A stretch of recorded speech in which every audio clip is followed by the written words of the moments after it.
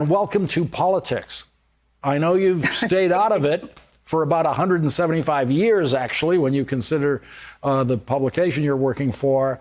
But when was the point where you decided Scientific American had to say something?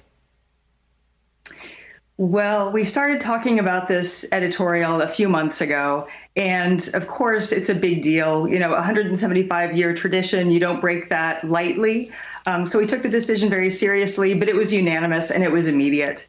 The Trump administration has been so bad for science, for public health, for the environment, for international collaborations, for basically all the things that make life good and that give us a chance of getting out of this pandemic. And so we really felt like it was our responsibility to show what the evidence shows about Trump's just incompetence on science and his willful misrepresentation of reality, and endorse Joe Biden, who has a much better record and we think is really the way to restore our safety and our scientific enterprise.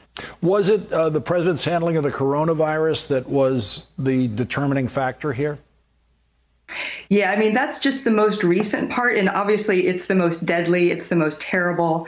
But his record on climate science is also deadly. I mean, if you look at the hurricanes and the wildfires that we're seeing this week, climate science is urgent. It's going to be with us throughout our lifetimes. It's so important for us to take it seriously, to mitigate it, to prepare people, and to share just real information rather than conspiracy theories about it.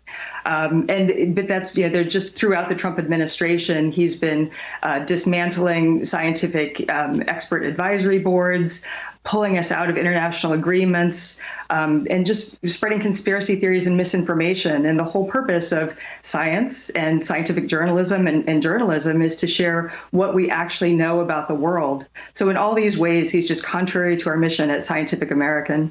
What was the reaction when you saw the president in California at a briefing from officials there in California about the fires?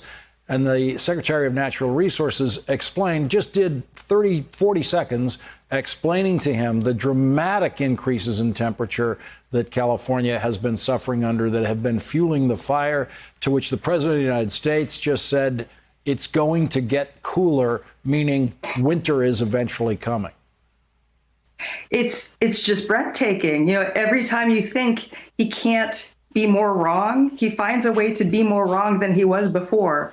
And saying that, science doesn't understand wildfires or science doesn't understand climate change. I mean, it's just not true. There are all these things we know to be true based on good evidence, and he just denies them or says the exact opposite. And of course, the worst is throughout the pandemic. He's been, instead of sharing accurate, trustworthy information, he's been stoking racism and xenophobia and sharing conspiracy theories. And it just every day there's less reality and more misinformation from this administration.